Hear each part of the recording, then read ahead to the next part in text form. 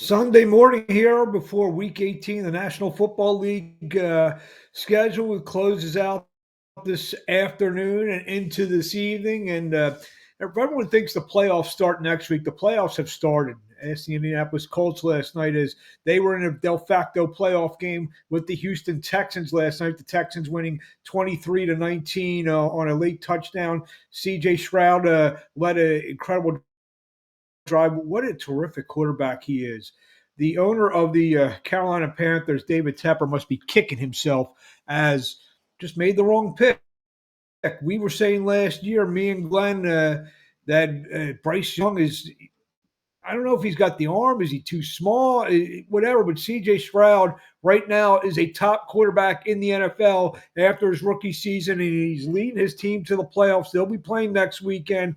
All that to be determined who they will face. Get back to the Colts. The Colts, first of all, you got to give Shane Steichen a lot of credit for getting his team where he got them after losing their quarterback Anthony Richardson early in the season, and Gardner Minshew played okay. He showed what a real good backup quarterback is. He's after his starting time in Jacksonville, he became a real good backup quarterback. Won a couple games for the Philadelphia Eagles last year, the last couple of years, and then goes to Indianapolis with Steichen, who he worked with in Philadelphia, and did a nice job.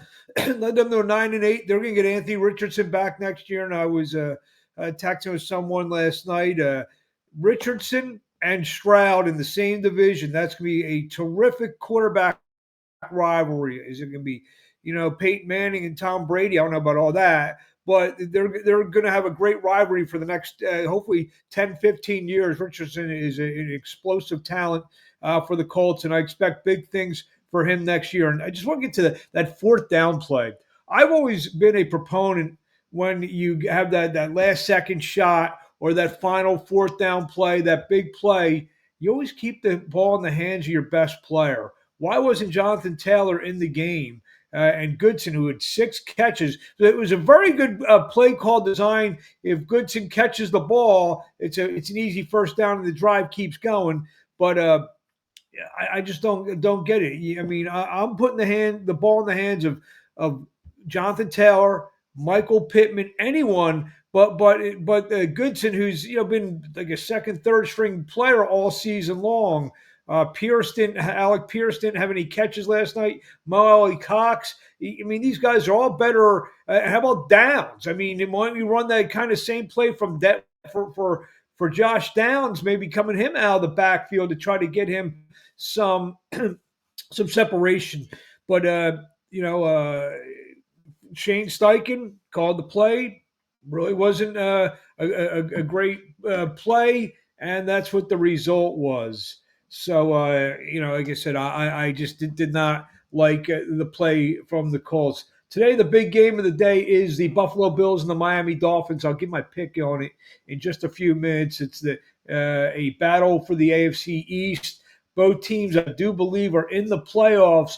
But the big thing about this one, who's going to get a home playoff game next week? So this is a big game to finish out the season tonight on NBC Sunday Night Football. Bradley Chubb, the big injury for the Miami Dolphins late in that blowout loss to the Ravens last week. We don't know if Raheem Mostert or Jalen Waddle are going to play.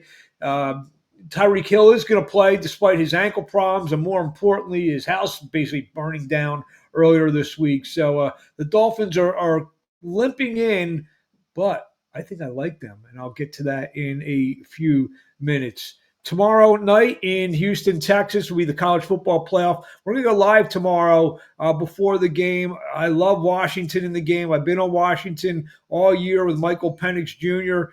being I believe the best quarterback in college football this year. As you see, love all my social media. I would love everyone to start following me. We'll get some exclusive content, some of these podcasts,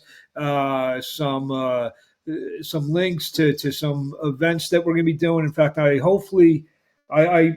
originally scheduled for tomorrow. I'm going to have a big announcement about a new website where people who want to get involved in the world of sports can get involved in So hopefully tomorrow, but definitely sometime this week, I will be announcing this new venture that I'm starting. I think it's a real winner. We're going to be able to compete with some of the bigger sports websites, and I say some sports websites because there's other ones out there that somehow have got nine-figure valuations, and I think they absolute suck. But we'll get into those once we announce this venture early in the week. Hopefully, maybe Monday. Hopefully by Wednesday, Thursday at the absolute latest. We're just waiting on everything to be finished up. Finished up later. This.